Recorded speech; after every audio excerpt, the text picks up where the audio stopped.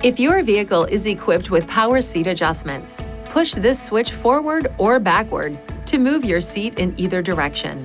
Push down or pull up on the rear of the switch to move the seat up or down. This switch also allows you to adjust the angle of the seat. Push down or pull up on the front of the switch to adjust the angle of the seat.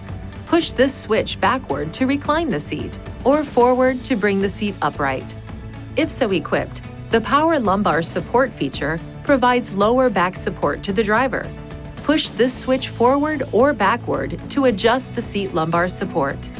To fold the second row bench seat flat, pull up on this lever and push the seat back. To return to an upright position, push up on the seat back until it latches in place. If you have removed or adjusted the headrest or head restraints, reinstall and properly adjust them before an occupant uses these seating positions.